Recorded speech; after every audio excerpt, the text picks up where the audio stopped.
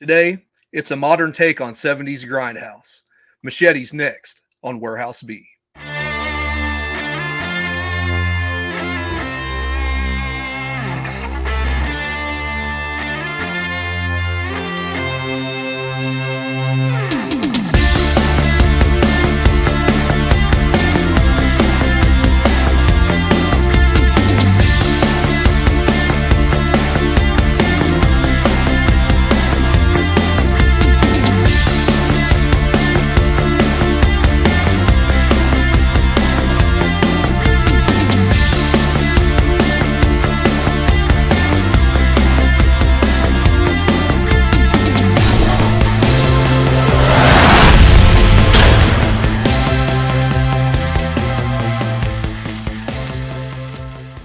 Welcome back to the show, guys. I'm Andrew, along with Brad. What's going on, man?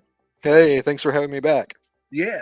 Uh, Today, we're going to talk 2010's Machete, directed by Robert Rodriguez, who I think we both admitted we liked quite a bit. Yeah. Yeah, I liked Assassins and From Dusk Till Dawn quite a bit. Planet Terror is amazing. Planet Terror and Dusk Till Dawn are fantastic. Yeah, we'll probably talk about Planet Terror for sure later on this channel. But this movie here, man, this was wild. Yeah. Full disclosure, I screwed up. You told me to go watch Machete. I didn't realize that there was a sequel to this movie.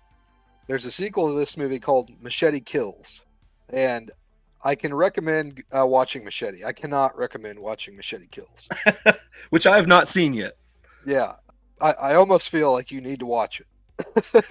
Just to appreciate this movie more. Yeah. So you can. I mean, it's a fall from grace because I went into Machete with low expectations after watching Machete Kills, and I was pleasantly surprised. The first one is much better than the second. Yeah, Brad texted me when I don't know about this movie, and it turned out he was watching the wrong one. So I looked at the budgets for both of these movies. The first Machete was made for $10.5 million. The box office was $45.5 million. So huge success. Machete Kills, the sequel, budget was $20 million and the box office was 17.5. Oh no. And let me tell you, 17.5 is generous. I feel like for the second one.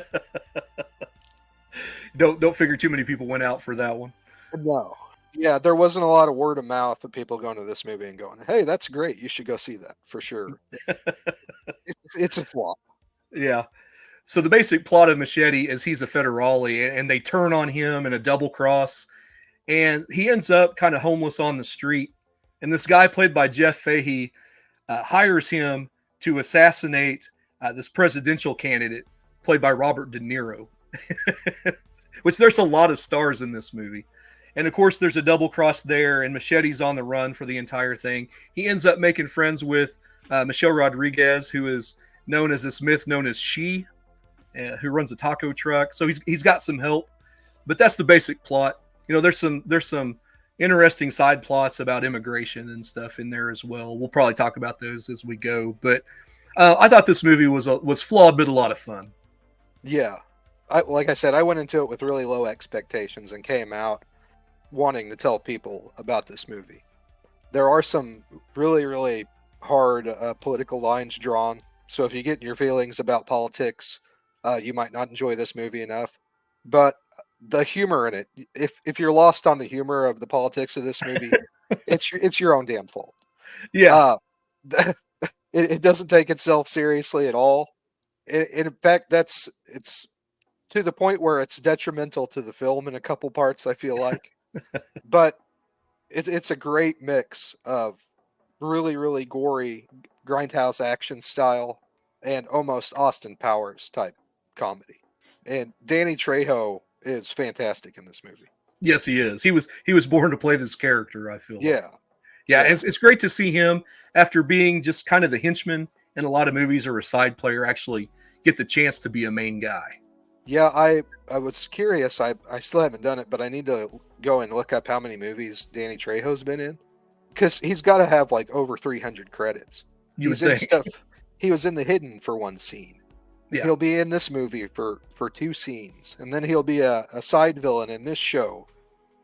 for an episode. He's made a lot of money in Hollywood, but he's never had this big acting part, and he's great in this movie. He is especially fantastic alongside Cheech Marin. Yes. Those scenes as Cheech Marin as a priest and Danny Trejo playing off each other, they're the highlight of this film, honestly. I had a lot of fun with it. Yeah. There's a lot of really good comedy in here. Lindsay Lohan, who's this like debauch, she was making a joke at herself at the time because I think she'd just been through rehab and was all over everybody. She was like on Conan O'Brien, and Conan brought up it was David Letterman, and they were joking about her drug use on there, but I think she had got clean at this point. But her character's this really debaucherous, like sex fiend. At one point, Danny Trejo ends up like in this pool having a really sexual scene with Lindsay Lohan, and what's supposed to be her fictional mother, who's like 10 years older than her. Yeah, who's 10 years older than her. But yeah, at the end of the movie, she ends up putting on this nun costume, and going and shooting the what is he, the senator, or he's the mayor? Yeah, he's a senator who's a presidential hopeful. Yeah, that's funny because we just did The Hidden, and the senator is a presidential hopeful in that movie too, but they're two totally different stories. It's just I never even put that together in my head, but yeah, it's a coincidence that both of these movies had that in the plot. But yeah, happy coincidence. Yeah, Robert De Niro did a good job playing the corrupt senator in this. Yeah, he's a Texas senator, and he's got this fake Texas drawl that he uses that's really funny. Yeah, it's part of the time, and then the other part of the time, he's just Robert De Niro. Like, there's several actors in here that they don't hide who they are. They don't get into character super deep. And Steven Seagal is somebody who's notorious for that anyways. He is just Steven Seagal. And that's basically who his character is in this movie. It's great to see him as a villain. And I wanted to point out that outfit he wears. He's been wearing that same outfit every day since 2010. Yeah. There's a lot of characters. I felt that way about Robert De Niro's character. It was like if De Niro showed up and put on a cowboy hat and then faked a Southern accent. Like, some of these people are just such big characters anyways, even without playing a character, that it's a really entertaining performance by them. All the tropes and all the shit that people say about Steven Seagal, like he doesn't take himself seriously in this movie. And no. I love that. Yeah. A lot of his scenes are really long and drawn out and awkward because he's trying to be as awkward as possible. Well, he succeeded. Yeah. But I mean, it makes the movie better for it. Yeah. There's some really funny scenes in this movie. The girl that he rescues in the beginning, just laying naked on the bed, she turns on him and pulls a phone out of somewhere. Yeah. I laughed. The movie had me at that point. Yeah, they don't try to hide it either. You hear a sound as she's removing the phone from her vagina. It was really funny. A lot of the action in this movie is really funny as well. You got that scene that I was telling you about before you'd even watched the movie. And I like the way that this action scene was set up. All these guys are converging on him in this hospital. And you've got like Robert Rodriguez's twin nieces that play nurses in that movie. And they're having this strange conversation with the doctor. And he just happens to tell them that the body has about 50 foot of intestines. And this is about a minute and a half before Danny Trejo has no way out, but ends up cutting this guy's stomach open, taking his entrails, jumping out the window while holding on to him, and going into the next level below. Yeah. That was great. I laughed so hard. One of my favorite scenes in this movie is whenever the main henchman and his goons go to, is it Michelle Rodriguez? Her character's house, and Machete's there. They go check it out. They send the first guy. He knocks on the door and puts his head against the door, and a machete comes through the front door through his head. Camera cuts back to the main henchman, and he goes, "Well, go get him." It's the most gory, graphic thing you could possibly imagine. Yeah. So yeah, I mean, there's a lot of really great shock value in this movie. It's just one of the first scenes. He busts through a door in a house, and three guys come out in the room at the same time, and he just spins around with his machete, and all three of their heads fall off. Does a pirouette. Yeah. Yeah, there's a lot of really great what you would expect from a grindhouse movie. It's really got that grindhouse movie feel. That being said, I felt like it had that grindhouse movie feel for 3/4 of the movie. One of my only criticisms about the movie is that the last third of the movie is this big epic battle, and I felt like it lost its grindhouse aspect at that point. Like the Got a way little too big for its britches, I it guess. got it got a little too big. Yeah, if they had filmed that in a more grindhouse style, I think it would have been better. I did like the scene, and it did feel grindhouse where he jumps the bike with the minigun on the front Yeah, because it's yeah, like a bad shot on purpose. right. I did like the grindhouse elements though. You know, you've got the scratches on the film stock, and Yeah, it felt just like a grindhouse movie to me. Other than probably like you said that last 20 minutes or so. when they're in the Catholic church and Cheech Marin's character is killing all the assassins that are coming after him. That felt grindhouse. Like it all feels really good. The pacing's really good, and the grindhouse aspects of it feel great up until the very last scene. And again, it may have been difficult to film because it was such a big action set piece. There's a lot of people, so maybe it's harder to apply grindhouse to that setting. But it did fall off a little bit for me at the end.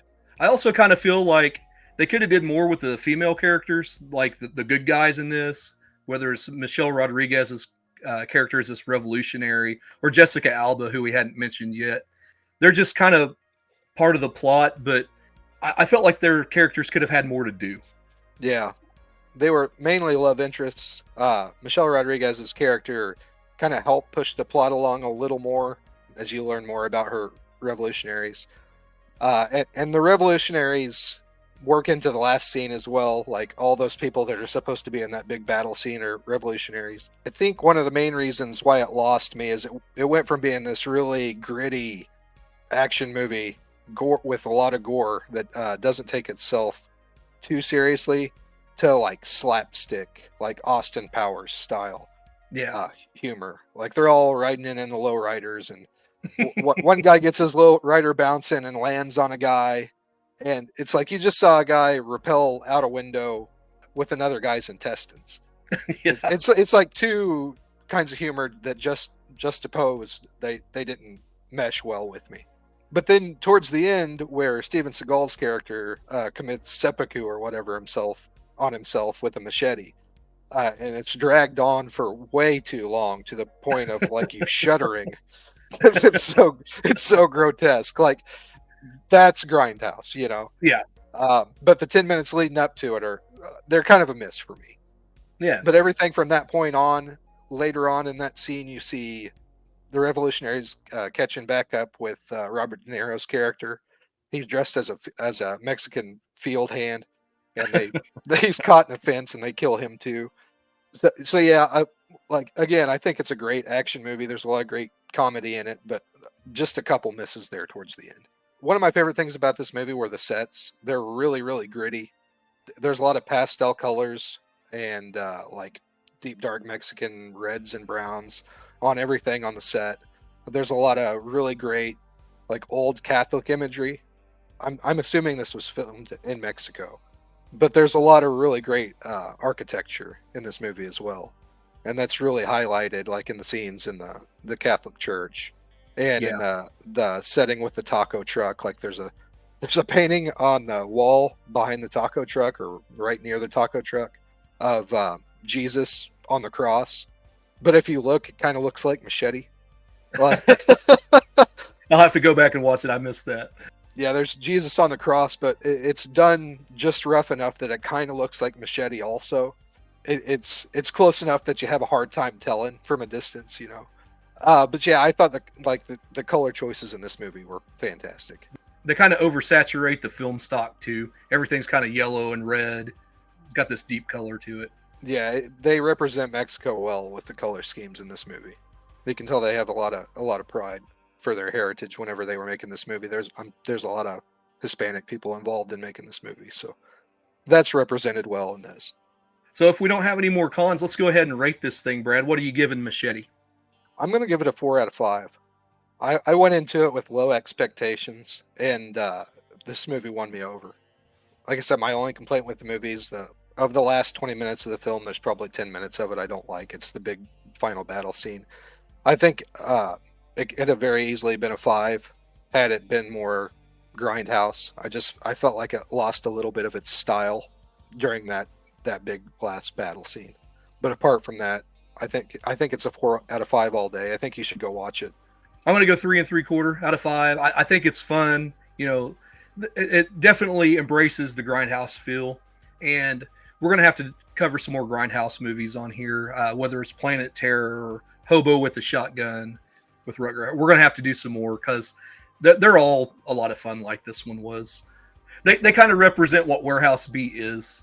So coming up next for episode 39 of Warehouse B, we're going to do Screamers, starring Peter Weller.